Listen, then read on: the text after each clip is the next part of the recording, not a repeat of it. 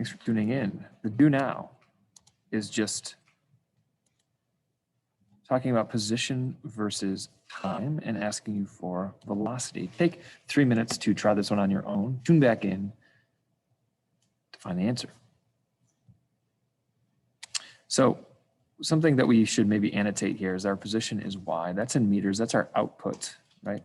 So our position is given to us by this function where our input is the amount of time. So, you know, after 1 second, I could plug that in and figure out how far away or the position of that object in meters, right, from the start. I could plug in 2 and find its position in meters from the start. Right, that's the input-output relationship here. The problem is the question asks us not for the position, but actually the velocity of the ball at 2 seconds. We don't have velocity. Remember that velocity is a change in distance over change in time, right? So what we could do here is we could talk about slope, but in order to find slope, I really need 2 different points.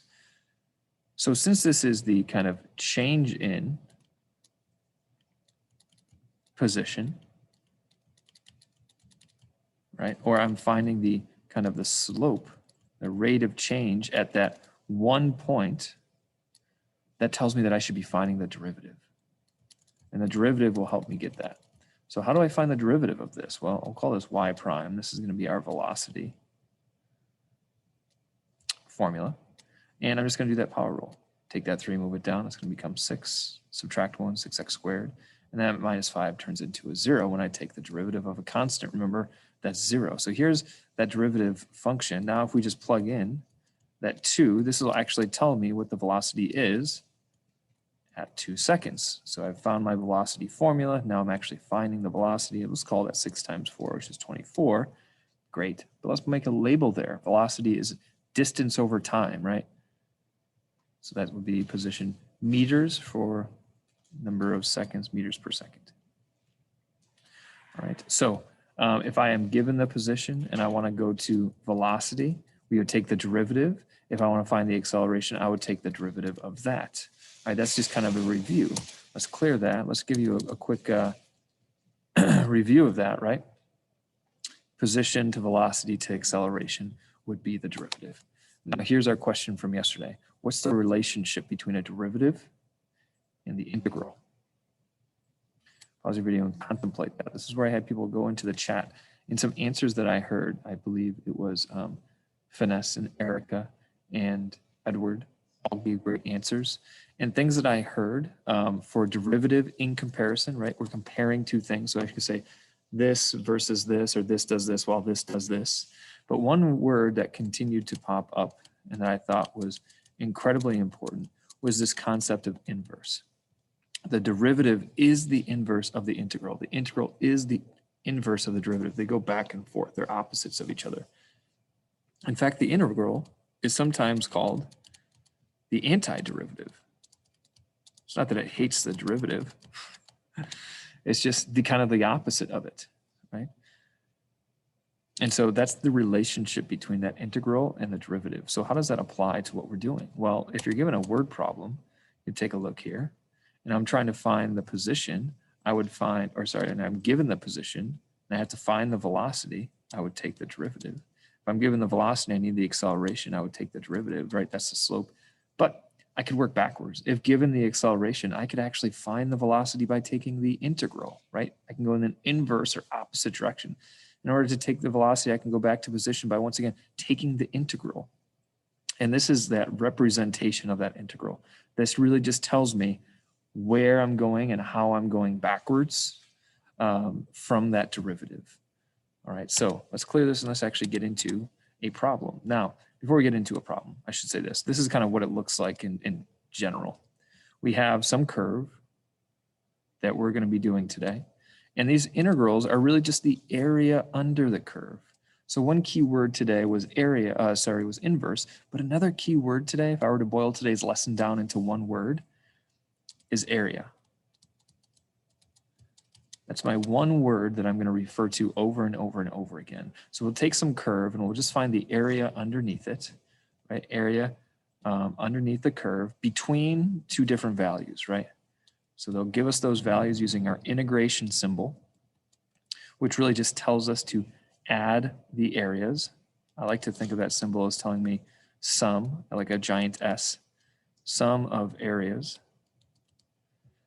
okay, in between A and B, right? So we're just going to mark those, and we'll just kind of draw a shape that connects the axis to that curve up here, this curvy thing, and then we'll find our area. That's going to be how we take our integrals today. So let's get into actually doing it. How do I do this? Okay, we have a situation set up here where we have an object. We're given the velocity. You can see that velo is labeled here kind of sloppily. And we have to find the distance. So if you look back to that flow chart back in the video, we're actually going from velo back to distance. So that must mean that I'm doing an integral. So that's why we're doing integration here. And this is how I would set up my integration problem. Well, let's think about what this means. Remember that this means area, right? This whole thing means area. But from where? Where am I taking the area of? I'm taking the area from x equals 0 to x equals 3, right? From 0 to 1 to 3, I'm taking that area. Now you might be thinking, well, what area? Well, is there a line there already? Yeah, right here, right? That was already given to me. So I want to find the area not of that line, but of that area between that line and the x-axis. So think about this line at the bottom always being here. And think about me just kind of extending that down to make a shape that connects that shape to the x-axis. And now I want to find the area of this. Well, you could just do multiplication. 3 times 1, 2, 3, 4, 5, 6, 7. That's going to give me 21. So therefore, my answer to this problem is 21. Now, what was we wanted velocity to distance. So that's going to be 21 meters. Key word here again, area. Notice how I found my area here, just 3 times 7. The area of what again? The curve, right? That line that was already there, my graph. I found the area of that graph and the shape it makes when I connect it to the x-axis directly below it. I can find that area in between, then I have my answer. And I went from 0 to 3 because it told me to go from 0 to 3. Let's try another one. Okay, once again, I'm going to find my area from 3 to 7. So let me mark those. 3, 4, 5, 6, 7. That's my in-between, right? So I'm going from here to here. Where's my curve? Well, it's already listed for me. There's my function right here. So is there a shape being made between this line and this line down here? Sure. If I were to extend that straight down, right? Connect those endpoints, I have another rectangle. You guys know how to find the area of a rectangle. 1, 2, 3, 4. 4 by 1, 2, 3, 4, 5. 4 by 5 is 20. So our area here is 20. So how did I get this one? Once again, keyword area. From where? From 3 to 7. From 3 to 7. I found that area within that range between the curve, between the graph and the x-axis. So if you're looking for how to do this, step 1, if you want like a little how-to, step 1, mark your beginning and end.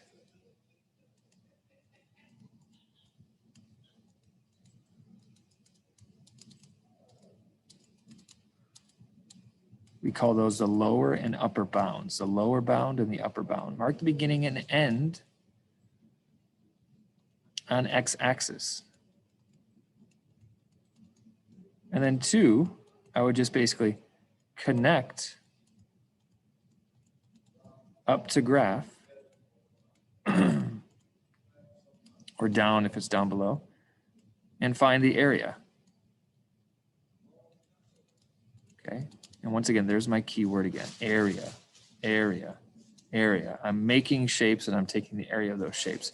How I'm making those shapes again is by connecting basically the graph that's already there and the x-axis. Let's go over another type of problem. So lots and lots of problems here. Here's another one. Let's go from 0 to 10. Let's actually skip right down to this one. I'm actually going to go from 0 down here all the way to 10. So I want to make a shape with this entire bottom line down here. Now I have 3 different lines up above. So you might be thinking, oh, how do I split that up? Drop lines directly down in all of those cases, right? So I'm not going to drop them here, kind of where they separate, right?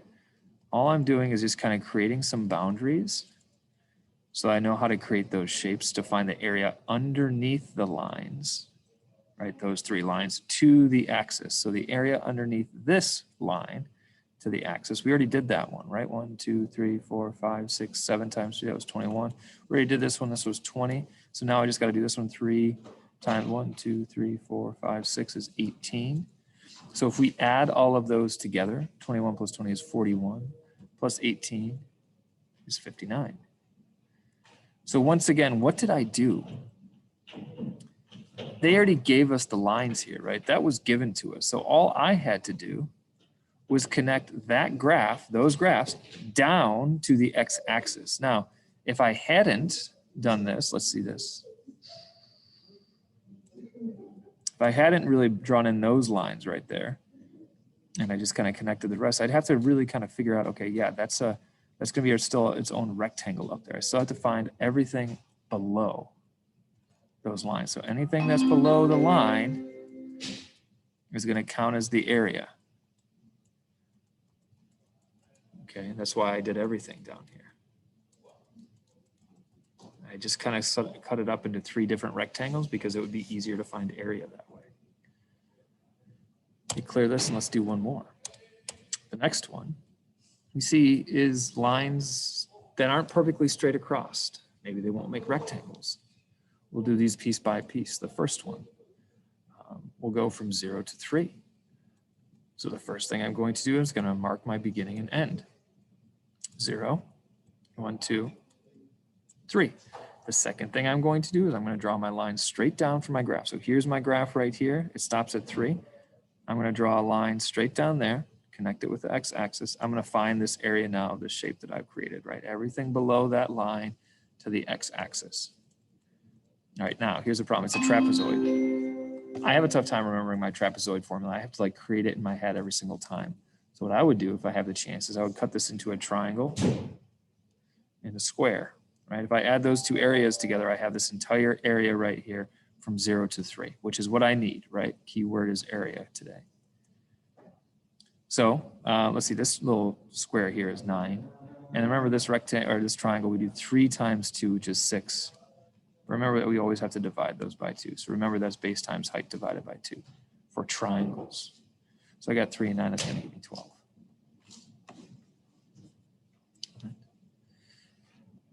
The next one says from 5 to 10. All right, let's do that one. Let's mark our 5 to 10 on there. 5 to 10. I see that line in there, so I'm going to kind of basically bring some boundaries from 5 on up and 10 on up until they connect with my graph. And now I have that shape that I have to find the area of. Right? Now I can break this up a couple of different ways, but right away I can see a big rectangle here. I'm going to find the area of that. 2 times, what, 5? That's going to be 10. Now this is like a triangle with another rectangle on it there. So let me cut off that rectangle. That's going to be 3. And now I have another triangle. 1, 2, 3, 4, 4 times 4 is 12. Divided by 2 is 6. Remember, base times height divided by 2 for this one. So 4 times 3 divided by 2, right? That's how I got that 6. And since I'm finding the entire area from 5 to 10 under, right? And maybe that should be another word that I use is like area under the curve for now. And I could do 10 plus 6 plus 3. 16 plus 3 is 19. Now in this problem, I kind of glanced over it, but it was telling us basically find the distance covered again. We're going backwards, so I should include a label of meters. Okay, because we're working backwards from velocity to distance, right? That was the opposite direction of the derivative, which is the integral. But we really just need to know, how do I find these integrals from a graph? We want to cut our graph up into shapes from the given range, 5 to 10 or domain, or lower and end bounds at 5 to 10. I'm going to cut that graph up into sections below it between the x-axis. I'm going to add those areas together. There's my integral. So your objective now is to go to Desmos, try those on your own, email me when you finish, and I'll see you in class.